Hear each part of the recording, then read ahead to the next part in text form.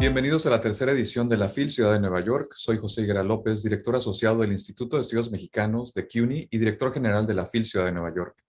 El Instituto de Estudios Mexicanos forma parte del sistema universitario de CUNY y tiene su sede en Lehman College en el Bronx. Nuestra misión es hacer investigación y apoyar a la comunidad inmigrante mexicana y mexicoamericana en Nueva York a través de la educación, brindando servicios de consultoría educativa personalizada, presentando eventos culturales gratuitos, haciendo esfuerzos para revitalizar las lenguas indígenas y documentando las contribuciones de la comunidad mexicoamericana en Nueva York. La FIL Ciudad de Nueva York es una de las iniciativas del Instituto de Estudios Mexicanos, la cual fue fundada en 2019 y tiene como misión difundir el trabajo académico y literario que se publica en español en América Latina, el Caribe, España y Estados Unidos, además de fomentar la lectura entre la comunidad hispana de Nueva York. Es motivo de gran orgullo para el Instituto de Estudios Mexicanos traerles esta Feria Internacional del Libro, a pesar de los retos que nos ha impuesto la pandemia de COVID-19. El compromiso de las instituciones educativas y la pasión de escritores y editores han hecho de esta feria una realidad. Por eso, agradecemos muy especialmente a nuestros colaboradores, el Instituto Cervantes New York, City College of New York Downtown, The New York Public Library, Hablemos Escritoras y el periódico El Diario. En esta ocasión, la FIL Ciudad de Nueva York cuenta con la participación de más de 30 casas editoriales de Estados Unidos, Latinoamérica y España. A partir de hoy, 1 de octubre, los invitamos a visitar nuestra librería virtual disponible en filnyc.org, donde podrán comprar libros de todas las editoriales participantes con tan solo un clic. Como ya es tradición, a lo largo de 3 días, escritores, críticos, editores, periodistas e investigadores compartirán sus puntos de vista y posicionamientos sobre diversas temáticas de la literatura contemporánea en español. A continuación, tendremos un conversatorio con la reconocida escritora mexicana Cristina Rivera Garza. Este conversatorio lo dirigirá Marco Ramírez, profesor de literatura latinoamericana del Lehman College CUNY y miembro del Consejo Asesor de Programación de la FIL Ciudad de Nueva York. Su área de especialización es la literatura latinoamericana moderna y contemporánea. Cabe destacar su cotraducción al inglés de fragmentos seleccionados de la biografía de John Keats, escrita por Julio Cortázar. Fue publicada en 2019 bajo el título Julio y John, Caminando y Conversando, Selections from Imagen de John Keats. Actualmente es editor de la revista académica Ciberletras. Muchas gracias, Cristina y Marco, por su presencia en la FIL Ciudad de Nueva York. Marco, te cedo la palabra. Ok, bueno. Primero, Cristina, es un gusto poder charlar contigo. He venido anticipando este momento por las últimas 2 semanas, he venido leyendo tus libros, así que de cierta manera ya he estado conversando contigo por 2 semanas en anticipación y bueno, leyéndote, releyéndote. Y me da mucho gusto estar aquí contigo. Y lo primero que quería decirte era, no solamente gracias por aceptar nuestra invitación, sino también gracias por tus libros. Son siempre una compañía y un diálogo magnífico, así que es para mí un honor poder tenerte aquí. Voy a presentarte muy brevemente para las personas que nos están viendo. Esta conversación es el evento inaugural de la Feria Internacional del Libro, organizada por el Instituto de Estudios Mexicanos en CUNY. Bueno, Cristina no necesita una mayor presentación, ya su obra ha recorrido no solamente el mundo hispanohablante, sino el mundo en otras lenguas también, ha cruzado fronteras, está en diferentes países y sigue multiplicándose en sus lectores.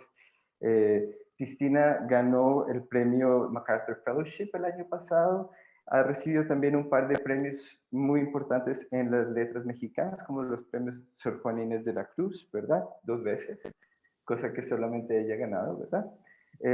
Y sus novelas y sus obras de no ficción también han recibido una gran y una muy buena bienvenida de parte de la crítica.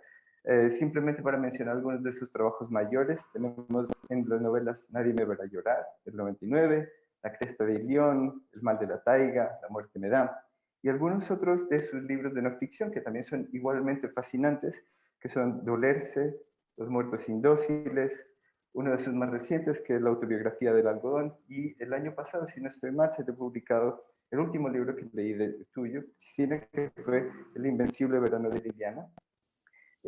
Y bueno, en fin, esta es una somera presentación de la bibliografía de nuestra invitada.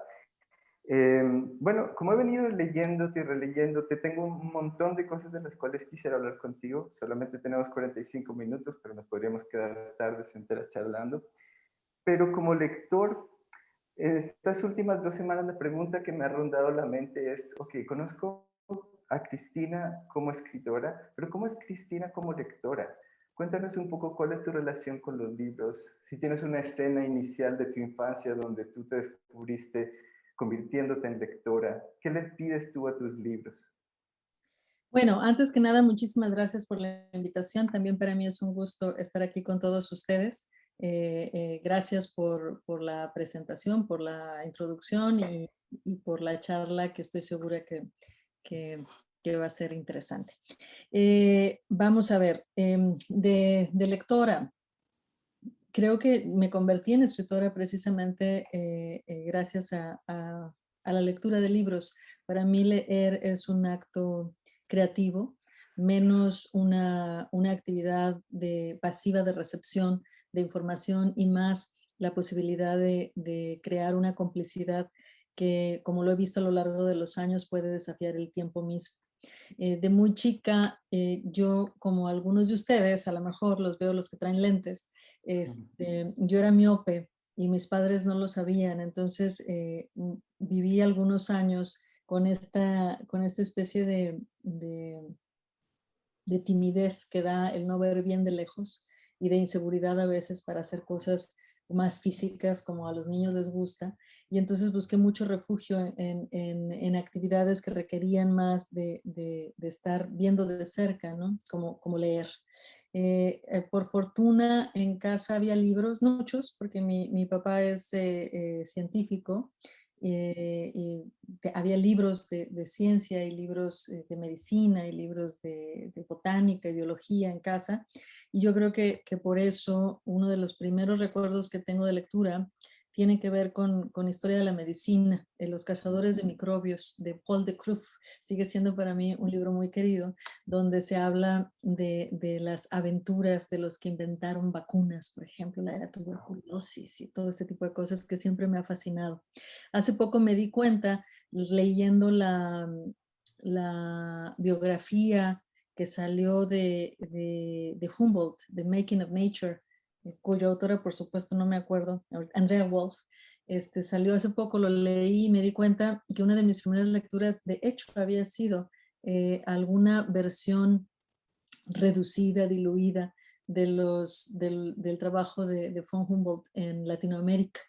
Entonces, creo que mucho de mi interés por leer tiene ese primer impulso. Como muchas niñas lectoras, leí el diario de Ana Frank y por supuesto eso fue, yo no sé si otro libro haya producido más escritoras en general que el diario de Ana Frank. Por una parte porque simplemente el que una niña pudiera crear un mundo tan complejo o recrear un mundo tan complejo a partir de la escritura, pues hacía pensar, o a mí me hacía pensar pues, que escribir era del todo posible, una actividad cercana, no algo lejano que solo algunos hacían, sino algo, una práctica que alguien de mi edad en la que podía inmiscuirme y que podía hacer algo. Uno siempre es optimista a esas edades, supongo. Con el tiempo yo soy una lectora muy voraz, muy desordenada. Yo nunca quise estudiar literatura como una carrera profesional. Estudié sociología, estudié historia en undergrad y después como estudios graduados estudié historia y me tenía mucha rechazo a estudiar literatura porque pensaba que, bueno, como quiera, los libros literarios los iba a seguir leyendo y no quería que hubiera un programa o unas reglas, ¿no? Que me establecieran qué leer y qué no leer en términos literarios. Quería conservar una libertad que para mí ha sido muy importante en esos términos. Leo mucho, leo mucha poesía. Me parece que todos los que escribimos narrativa y los que escribimos cualquier cosa, necesitamos estar muy al tanto del trabajo de los poetas. que, como decía la poeta norteamericana Lynn Hajinian, bueno, lo dicen muchas, pero me gusta mucho cómo lo dice ella, que la poesía es el lenguaje con el que investigamos el lenguaje. Entonces me parece que si nos interesa escribir, siempre es una buena idea tomarle el pulso a esa investigación del lenguaje que es la poesía. Y leo mucha teoría. Yo sé que a veces los libros de teoría tienen una mala reputación como libros oscuros, rígidos y demás, pero yo creo que eso depende de qué elijamos para leer. Ayer o antier estoy leyendo ahorita un libro fabuloso de Didi Huberman que se llama Lo que nos levanta. Y es un libro profundo, es un libro de ideas, es un libro, digamos, teórico, algunos lo describirían así, y es un libro magníficamente escrito con una capacidad de producir conexiones, que es lo que más me interesa de los libros teóricos, ¿no? Voy a los libros de teoría como a los de poesía, un poco para ponerme otros lentes enfrente de mí y ver el mundo que me rodea de maneras pues más complejas, más densas, más enteras. Eh, a veces me aburren mucho las novelas, especialmente las novelas más tradicionales, aunque últimamente he estado leyendo novelas buenísimas y me interesa sobre todo el trabajo en el que la anécdota no es el componente principal, donde hay un posicionamiento, ¿no? de la autora o autor respecto al lenguaje y donde el libro como tal nos invita a tener una experiencia, ¿no? Como que nuestro cuerpo es invitado a compartir una experiencia en lugar de solo estar atento a oír o a darse cuenta de una historia, ¿no? Estaba leyendo hace poco, leí un libro fabuloso de Sara Mesa, Este Amor, que me parece que en ese sentido me mantuvo pegada todo el tiempo. He estado, en fin, he estado leyendo, acabo de terminar de leer un libro de poesía que ya se publicó hace tiempo de Yolanda Segura, Persona, una poeta mexicana. Pero así las cosas, creo que, ¿saben qué? Tengo la sensación de que los libros llegan a uno cuando los necesita. Hay libros que he tenido guardados aquí en este librero que ven aquí por mucho tiempo, algunos que no he leído y de repente pasa algo que dirige mi atención a ellos y es justo lo que necesitaba leer en ese momento. Pues no hay libro desperdiciado en un librero, eventualmente llegará a su punto. Y eso, abrir un libro es abrir un mundo, pasar por él, estar en otro lado, eh, eh, habitar una promesa, ¿no? Junto con alguien más, es lo que me interesa de la lectura. Mil gracias, qué bella respuesta, Cristina. Y digamos, en muchas de las cosas que tú nos contabas ahorita sobre cómo te acercas tú a los libros, yo encontraba resonancias mientras te venía leyendo, ¿verdad? Porque cuando pasaba de tus novelas a tus ensayos o pasaba a tu poesía, yo pensaba un poco que en realidad lo que tú habitabas eran espacios de tránsito, ¿verdad? Más que estar en un espacio e identificarte en él, siempre estás un poco tú jugando con las fronteras, que es uno de los grandes temas de tu obra también, ¿verdad? No solamente el cruzar fronteras entre, digamos, países, lenguas, naciones, sino también fronteras entre géneros literarios, usos del lenguaje, ficción e historia, ¿verdad? La invención de la memoria y el juego con el archivo, que es un poco lo que más me fascinó de la autobiografía del algodón, ¿verdad? Y también la frontera entre la vida y la muerte, ¿verdad? El estar constantemente en ese vaivén, hablando con aquellos otros que nos precedieron y no están, y demás. Es una de las cuestiones que más disfruté leyendo tu obra, que la veía como un espacio constante de tránsito. No sé si tú concibes tu obra de la misma forma o esta es una imposición de parte de mi lectura. Me gusta esa palabra, me gusta la palabra tránsito. Mi único pero es que usualmente con el tránsito nos referimos más a máquinas, ¿no? Que cuando algo transita, más que a cuerpos como tal, aunque a lo mejor estoy equivocada en eso. La palabra está bien, en todo caso. Y ciertamente yo soy producto genuino de la frontera entre México y Estados Unidos. Vengo de generaciones enteras de personas que ya sea huyendo de situaciones precarias en México, en el centro de México, o siendo forzadamente devueltos a México como deportados de Estados Unidos, pues mis abuelos encontraron una manera de rehacer sus vidas justo en la frontera entre Tamaulipas y Texas. Y no creo que sea casualidad que me he pasado toda la vida muy cerquita de las fronteras. Viví casi 20 años entre San Diego y Tijuana, y aunque ahora estoy en Houston, creo que mucho de mi trabajo y mucho de mis deslizamientos tienen este imán, ¿no? Que es la frontera. Y sí, fíjate que sí creo que parte de esa experiencia personal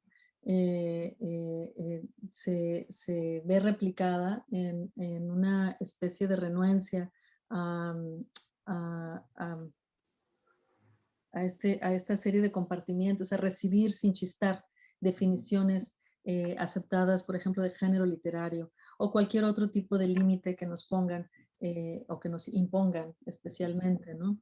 Me interesa mucho esa investigación. Creo que cuando nos ponen muros, ¿no? Para impedir nuestro paso, ya sea de manera física en nuestros cuerpos o de manera intelectual, ¿no? O espiritual incluso, creo que lo que urge hacer ahí es investigar todos los medios posibles, pues para traspasar, ¿no? Ya sea por abajo, a un lado, en oposición, en negociación, acomodándose, etcétera. Son múltiples las estrategias que históricamente han llevado a cabo comunidades enteras para interrogar y, de ser posible, destruir ese tipo de límites. Entonces, intelectualmente, bueno, y escribir es una actividad intelectual también, entre otras cosas, ¿no? Me interesa mucho ese tipo de trabajo y menos por una cuestión principista, ¿no? Que me ponga yo frente al texto diciendo voy a destruir todos los bordes que existen aquí, y más en el sentido de poner una atención muy cercana, muy abierta a los materiales con los que trabajo. Yo he insistido mucho que mi trabajo, que incluso yo algunas veces he llamado experimental, lo es menos por una cuestión principista y más por una cuestión de honrar los materiales con los que trabajo. Es decir, es menos una cuestión de desobediencia y más una de obediencia. Nada más que no es obediencia al poder, sino obediencia a las historias que estoy habitando, que estoy tratando de compartir, y a los materiales a los que debo de ponerles mucha atención. Tienes también mucha razón en que para mí el trabajo de archivo es algo que aprendí a hacer en mi entrenamiento como historiadora y que ha estado muy de cerca en gran parte de lo que escribo. En Autobiografía del Algodón está muy presente la investigación de archivo, en Nadie me verá llorar está ahí. He estado leyendo documentos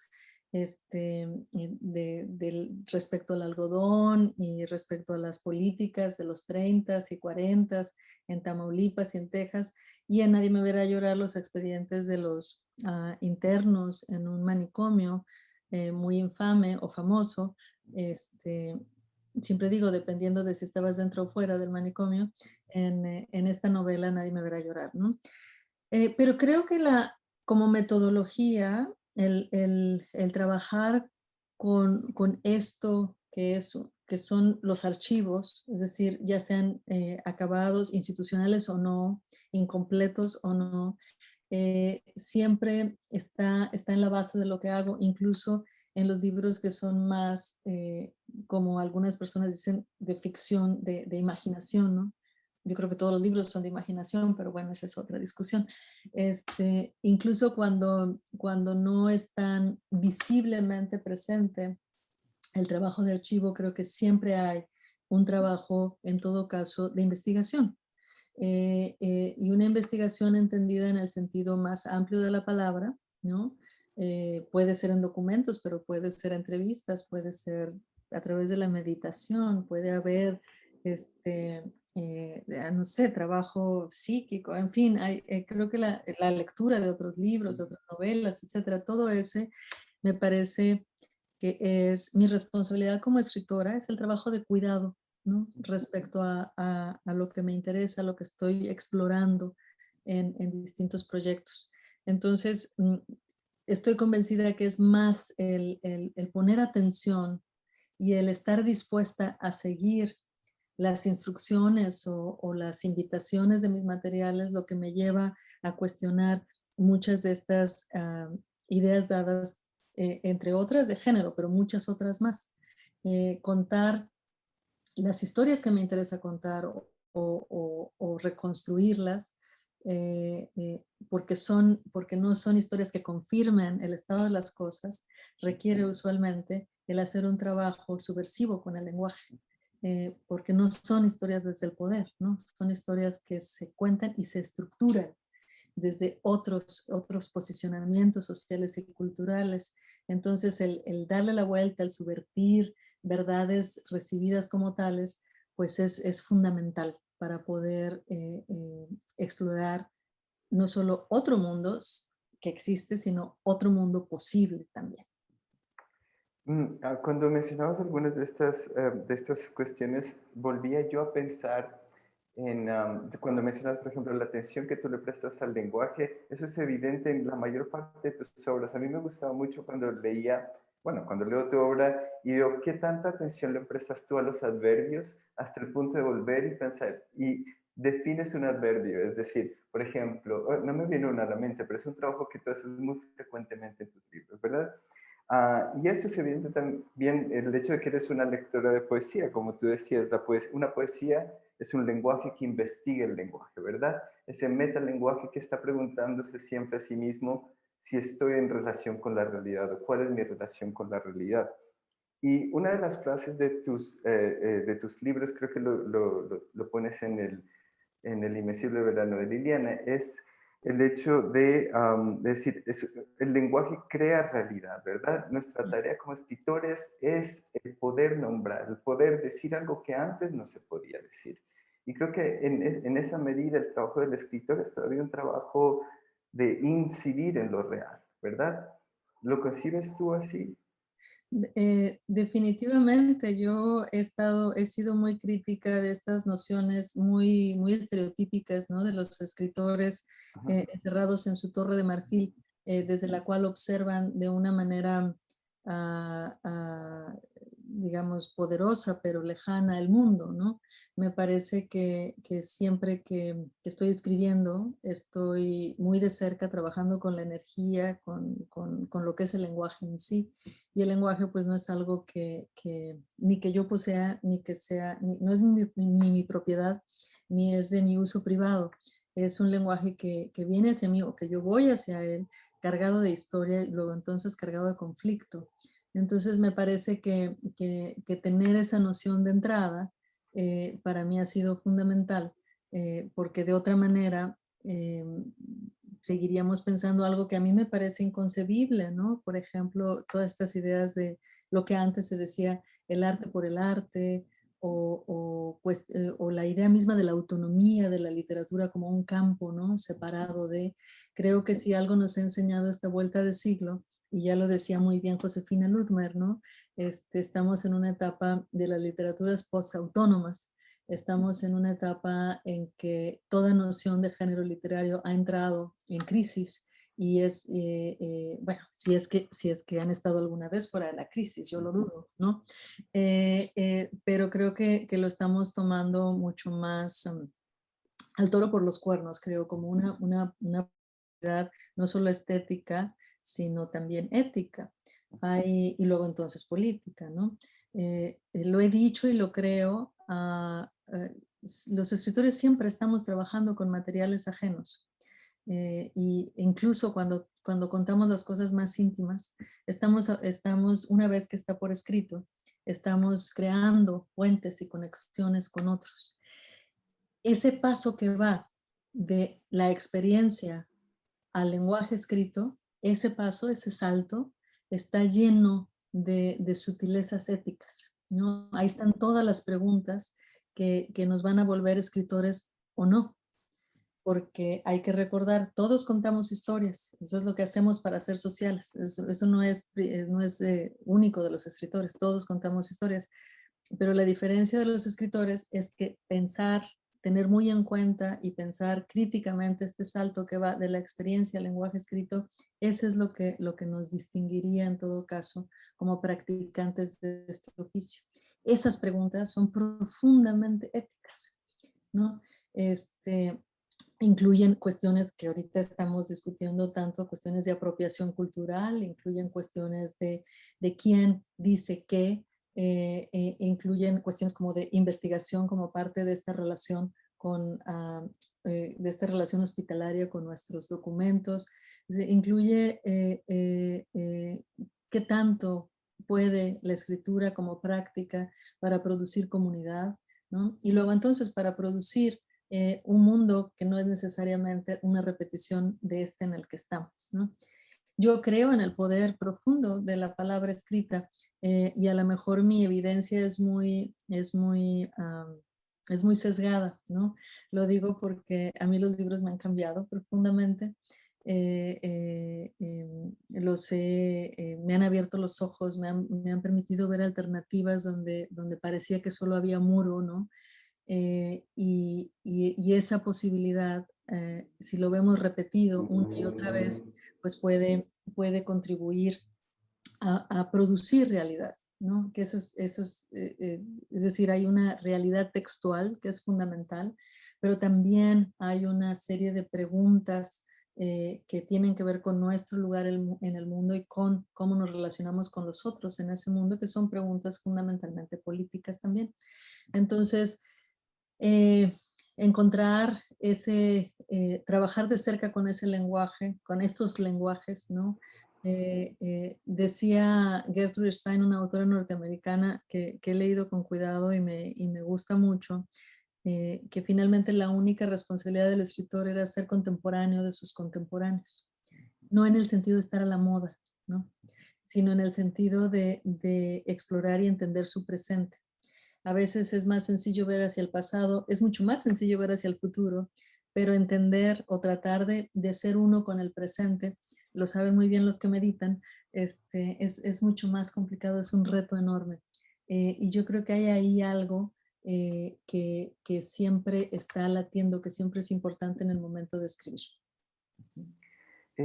Bueno, hablando de tus prácticas de escritura y de tus prácticas de experimentación, de la responsabilidad que tenemos, no solo como autores, sino como usuarios del lenguaje también, a mí me llama mucho la atención el hecho de que tú te hayas embarcado también en este tipo de laboratorios de escritura en Twitter o en tus propios talleres literarios, ¿verdad? Y que hayas optado por esta suerte de apertura a una escritura comunitaria, a una escritura en común, ¿verdad? Utilizando las redes sociales, utilizando tus conexiones de internet y demás. Y ya llevas tú bastante tiempo haciéndolo. Quería preguntarte a lo largo de estos años, ¿cómo has visto que este proceso ha mutado? ¿Cómo ha cambiado? ¿Qué te ha permitido hacer y qué le ha permitido a otros hacer contigo? Porque ya es casi una década que tú llevas en esta tarea, ¿cierto? Ya, sabes que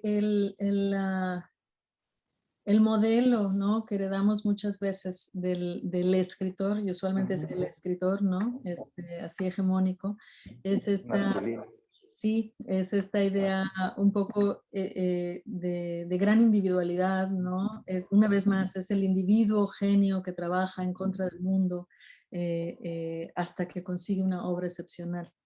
Y yo he estado, por supuesto, no siendo un hombre, no siendo un hombre blanco de una gran capital cultural, sino una mujer que creció en las fronteras entre México y Estados Unidos, pues ese tipo de modelos siempre pues no me permitía crecer, no me permitía imaginar que yo también podía escribir.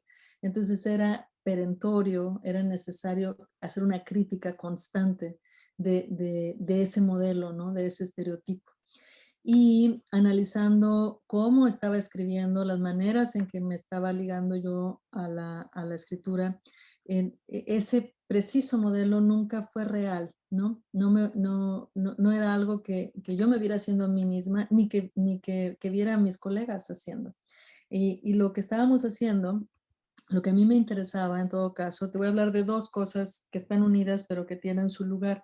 Por una parte, en mi propia producción y en los libros que estaba leyendo y que estoy leyendo, me interesa mucho aquellos que en lugar de ocultar las costuras, como se dice, ¿no? En lugar de fingir que detrás de esta obra hay un genio solitario, ¿no? Que lo produce, me interesan mucho más las obras, los trabajos en el que la colaboración y la conexión quedan en claro, ¿no? Son parte de una exploración no solo ética, sino también estética.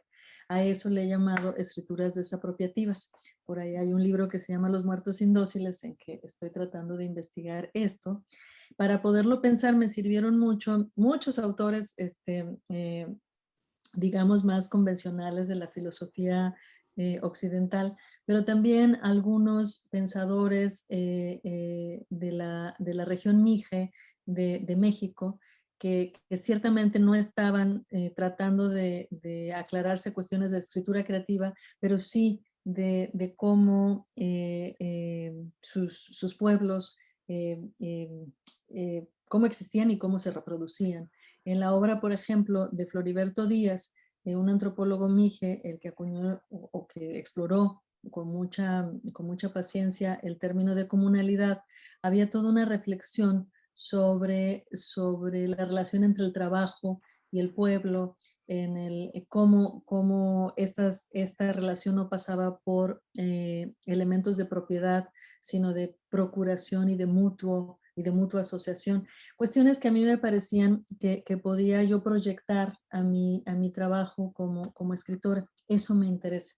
Me interesan libros en el que esta participación de otras experiencias y otras voces es central, es estructurante, y no solo como el policía que exige que me den cuenta de todas y cada una de las fuentes que utilizaron, sino como el creador, el escritor que está trabajando de manera creativa, ¿no? Con una claridad o una exploración estética también en mente, ¿no? Creo que tú utilizas el término coleccionista en algún momento. El, el, O recolector. Ya, más bien el recolector, Ajá, el ¿no? recolector. La recolectora de experiencias también, ¿no? De estrategias. Muchos de los libros en los que he trabajado últimamente tienen que ver con diseñar patrones de yuxtaposición, ¿no? De ir viendo cómo las voces con las que estoy trabajando, los textos con los que estoy trabajando pueden formar contextos en los que otra experiencia, ¿no? Puede ser compartida entre lectores y escritores. Entonces, usualmente esos libros me interesan, me gustaría pensar que es el tipo de libros que estoy produciendo, pero creo por otra parte, va junto con pegado, pero tiene su propio lugar, ¿no? Yo he escuchado, seguramente tú también, a veces muchos autores se quejan de las otras cosas que tienen que hacer en lugar de solo estar escribiendo 8 horas al día, ¿no? Yo he sido profesora casi toda mi vida y recientemente he tenido el privilegio de participar en la creación de un doctorado en escritura creativa en español en Estados Unidos, que empezamos justo en 2017, eh, cuando empezó esta terrible etapa racista, antimigrante. Me daba a mí mucho gusto pensar que justo cuando el español estaba siendo borrado de las páginas de la Casa Blanca, nosotros en la Universidad de Houston estábamos empezando un doctorado de escritura creativa en español. Entonces creo que hay ahí para mí un componente de activismo que es fundamental para lo que hago. No creo que me quite el tiempo, creo que al contrario, me ahorra mucho tiempo, porque hay ahí una serie de retos, ¿no? De estar pensando conexiones, de estar pensando alternativas que eventualmente tienen su reflejo, encuentran también su lugar en mi trabajo creativo, entendido esto de manera más estricta. Entonces creo que pensar esa escritura en común, desde lo común y hacia lo común, pasa por estas cosas, ¿no? Mi pequeña trinchera personal del trabajo dentro del campus universitario, pero también forzando este campus universitario a mantener una visión hacia afuera, que para mí es muy importante. Estoy muy consciente, por otra parte, que soy una de los 50 o 60 millones de hispanohablantes en este país, una de los 11 o 12 millones de bilingües entre el español e inglés que vivimos aquí. Entonces me parece fundamental que en el futuro, y lo acabamos de ver en el censo, somos más, vamos a ser más, esto no tiene manera de regresarse. Entonces me parece importante que los futuros escritores, las futuras mujeres y hombres que estén pensando ahora en una vida cercana con la escritura, que piensen en la posibilidad de hacerlo también desde el español. En este país es el segundo país más grande de habla hispana en el mundo, solo después de México. Y me da gusto pensar que el trabajo que estamos haciendo en esta universidad, pero también en otras, le puede aligerar la vida, ¿no? Abrir espacios de apoyo también institucional a estos futuros escritores. Y para mí eso es también muy importante. Muchas gracias por tu respuesta, Cristina. Creo que casa un poco con algo que tenía pensado preguntarte. Luego de haber leído el libro que tú escribiste sobre Opara, era una carta de amor a Rulfo, me parecía a mí, casi, ¿verdad? ¿Cómo se titula? ¿Era humo o nieve o no sé qué? Había mucha neblina o humo o no sé qué. Exactamente. A mí me parecía que esa era una larga carta de amor a Rulfo que tú le escribiste. No sé si me equivoco, no, pero había un poco, digamos, una carta de amor tanto en el cuestionarlo como en el admirarlo, en el quererlo, y en el preguntarle cosas, ¿verdad? Y allí yo veo que tú le ponías especial atención, y tú lo mencionas explícitamente, a sus condiciones materiales de escritura, ¿verdad? Y quería preguntarte justamente por las tuyas. ¿Cómo ves tú tus condiciones materiales de escritura? En parte ya lo has respondido en la pregunta, digamos, en tu respuesta anterior, ¿verdad? En lo que me contabas ahora, en cómo tú te relacionas con tu salón de clases, con tus Ya. interacciones con otros. No sé si quieres comentar algo más sobre ello. ¿Cómo escribes, Cristina? Yo creo que es una pregunta bien importante y Ajá. es una pregunta que muchas veces nos saltamos. Y al saltarnos esa pregunta, lo que estamos haciendo es contribuir al estereotipo del escritor, ¿no? Como alguien que está más allá de sus circunstancias, ¿no? Yo no creo eso. Yo creo que todos los escritores, pues, tenemos cuerpos y nuestros cuerpos tienen distintas maneras de vivir en un mundo en el que hay con frecuencia jerarquías muy estrictas, ¿no? Que son de género, de clase, de raza, étnicas, etc. Entonces me parece siempre muy importante, muy inevitable, ¿no? Si creemos que somos cuerpo, ¿no? Bueno, y tripas y espíritu y más, pero que no vamos más, que estamos estamos embodied, ¿no? Que estamos acuerpados aquí en este mundo, pues yo creo que siempre es bien importante detenernos a investigar y a cuestionar, ¿no? Las condiciones de nuestra producción, porque no es por casualidad que hasta el momento, por ejemplo, en Estados Unidos, hace poco leía un artículo que salió en La Nación, que siguen produciéndose, siguen publicándose una mayoría inaudita de escritores blancos, ¿no? Hombres de la clase media, y sigue habiendo un interés muy limitado por escritoras y escritores de otro tipo con otro tipo de experiencia y otro tipo de cuerpos, ¿no? Entonces, yo creo que por eso es bien importante hacerse esa pregunta. En mi caso, como no vengo de una familia de medios, ¿no? De recursos ilimitados, yo siempre he tenido que trabajar para producir mi vida. Por fortuna, creo, he logrado hacerlo dentro de la estructura universitaria, ¿no? Y tengo mis críticas, por supuesto, ante la academia, todos los que vivimos en la academia, por supuesto, que generamos una serie de críticas acerca de lo que pasa, pero en sus aspectos más nobles, ¿no? En los más ricos, ¿no? Está ese contacto constante en el salón de clase con los estudiantes. Y yo creo que hay ahí algo que para mí ha sido fundamental, ¿no? Yo doy clases sobre las cosas que más me interesan, y pensar en el salón de clase, ¿no? Producir conocimiento, producir experiencia con mis alumnos acerca de las cuestiones que estoy pensando, pues yo lo veo como, no como una pérdida de tiempo, te decía hace rato, sino pues una manera de ahorrarme tiempo, ¿no? Estamos leyendo, criticando, cuestionando, platicando, produciendo trabajo, etcétera, a ese respecto. Y por otra parte, déjame decirte algo que a lo mejor mejor no es muy popular, ¿no? Pero algo que a veces se cree que la consagración de los autores ocurre cuando viven de sus libros. Y no tengo nada en contra de eso, está muy bien, ¿no? Que se ocurre, especialmente si hay más énfasis en la publicación de autores, de POC authors, como se llama, ¿no? De autores de nuestras comunidades latinas, Latinx en Estados Unidos, pues me parece genial. Eh, pero yo también creo que hay una especie de libertad importante, grande, cuando,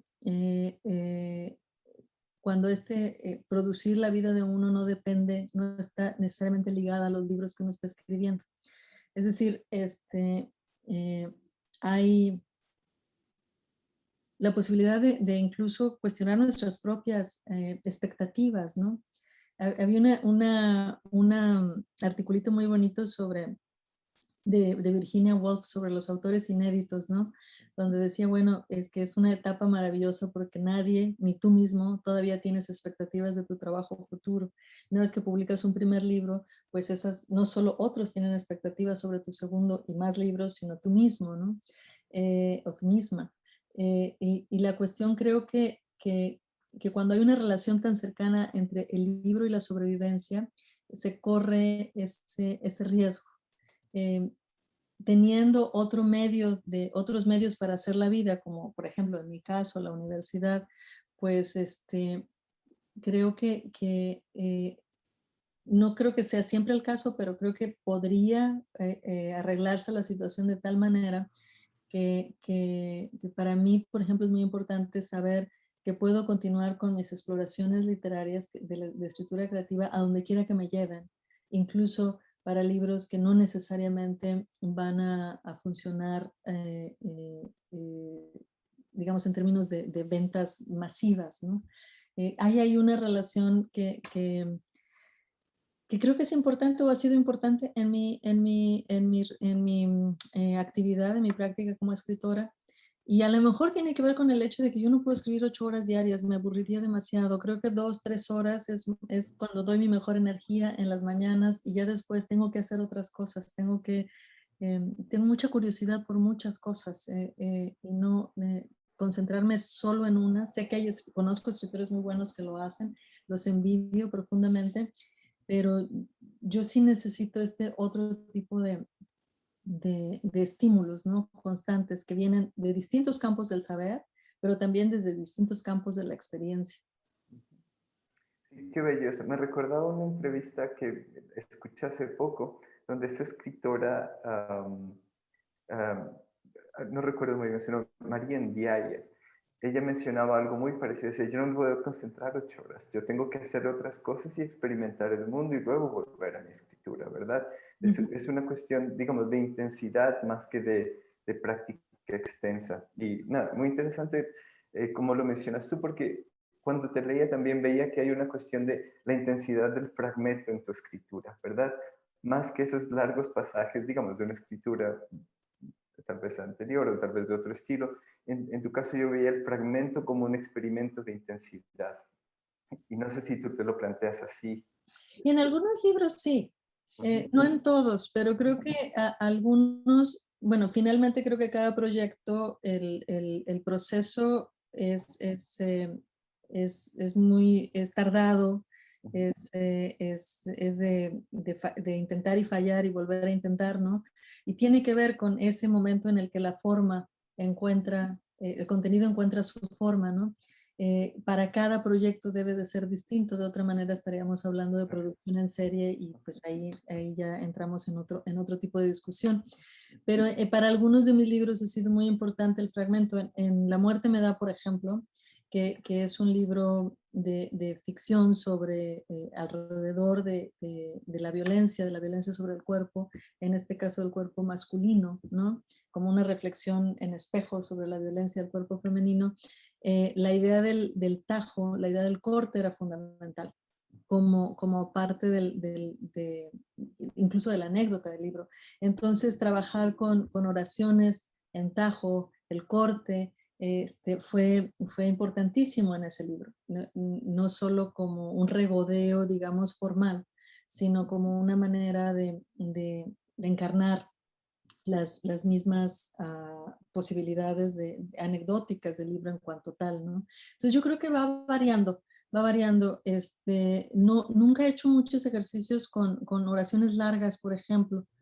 Son pocos los libros que yo he escrito con largas oraciones o con párrafos enteros, ¿no? Creo que trabajo uh, el ritmo y el tempo de cada uno de los libros también creo que depende mucho de nuestra respiración, ¿no? De la manera en cómo nuestros cuerpos están acoplándose, adquiriendo un ritmo respecto también al ritmo del mundo.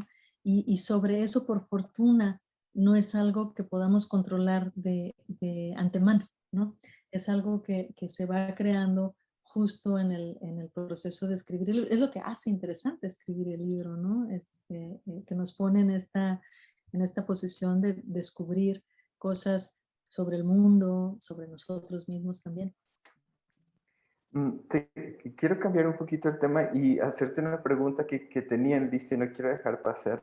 Quería contarte un poco que mientras yo leí el libro Dolerse, ¿verdad? Textos desde un país herido, es un texto que tú le dedicas a la realidad mexicana, ¿verdad? Es un texto en el cual tú interrogas la violencia que ha venido sufriendo tu país, pero yo no podía dejar de pensar también que en cierta medida era un libro sobre Colombia.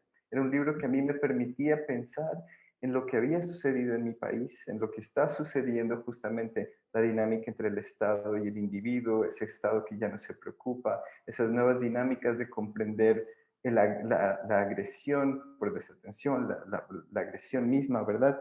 Ah, y no solamente en Colombia, es un texto que también me permitía pensar en todos esos otros condenados de la tierra, ¿verdad?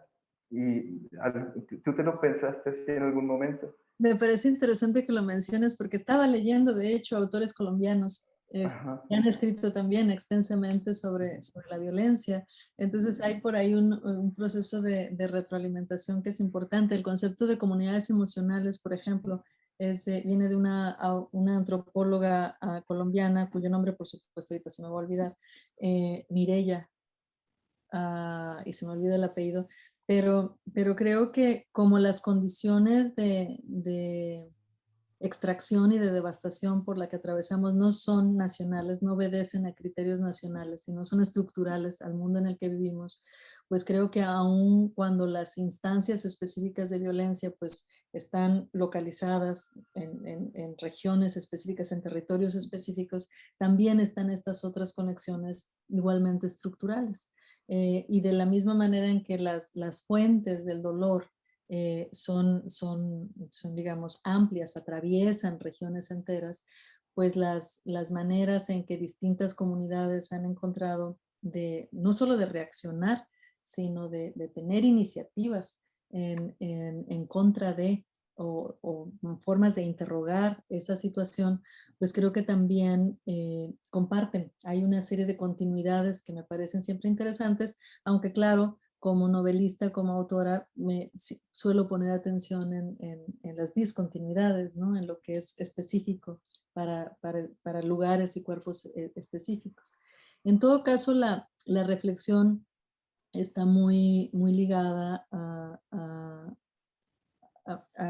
digamos, a aspectos muy personales de mi vida. Creo que he estado pensando, rondando ideas de la violencia, especialmente de la violencia de género, porque he intentado por años escribir un libro que finalmente publiqué este año, El Invencible Verano de Liliana, en el que finalmente pude escribir sobre el feminicidio del que fue víctima mi hermana cuando tenía 20 años, Liliana Rivera Garza, en la Ciudad de México. Entonces creo que ir pensando en maneras de escribir desde en contra de la violencia, sin que se convirtiera en una cuestión de, por una parte de pornoviolencia, por otra parte de revictimizar víctimas, por otra parte de volver a la violencia algo glamuroso y ligero. Es decir, investigar maneras en cómo podía subvertir el lenguaje patriarcal para poder contar estas otras historias de otra manera. Creo que sin que eso fuera la agenda ni el proyecto, creo que estaba presente en Dolerse y en otros de mis libros para poder llegar al que finalmente publiqué este año. Tenemos espacio para una preguntita más y tenía una pregunta que también había preparado que está justamente conectada con Dolerse. En el prólogo al libro tú empiezas diciendo me gustaría que este libro no existiera, ¿verdad? ¿Qué libro te gustaría que existiera? Ay, qué bonita pregunta. Qué cosas. Fíjate que qué bonito cuando una pregunta te agarra y te sorprende, ¿no? Y no tienes una respuesta inmediata. Pero te voy a decir algo. El libro este de Didi Huberman que estaba leyendo me está llamando mucho la atención. Habla de los levantamientos, habla de lo que nos levanta, ¿no? De las energías, de las tradiciones que nos levantan, digamos, en términos de comunidad, pero que también nos alcanzan o nos obligan o nos invitan a levantar la voz. Es decir, hay todo un montón de cosas que utilizamos como parte de este levantamiento. Y creo que me gustaría ver esos libros sobre nuestros levantamientos, ¿no? Sobre lo que nos levanta.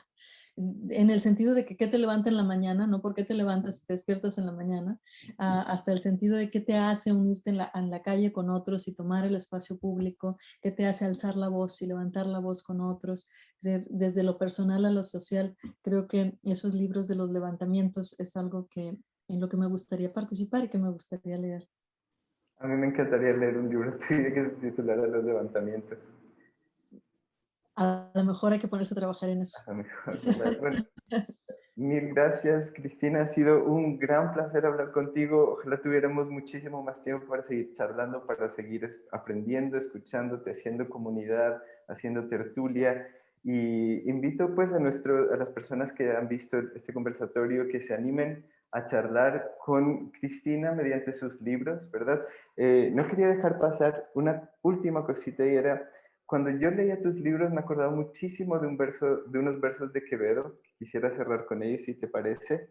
Y estos versos eran: vivo en conversación con los difuntos y escucho con mis ojos a los muertos, si no siempre entendidos, siempre abiertos, o enmiendan o fecundan mis asuntos.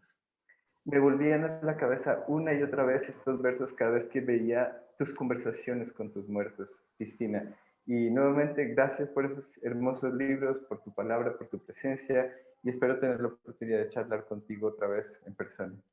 Qué fabulosa manera de terminar esta conversación con esos versos. Te lo agradezco muchísimo. Y claro, ya estamos conectados ahora, entonces la conversación continuará. Muchas gracias a todos por su atención. Muchas gracias, Cristina. Chao.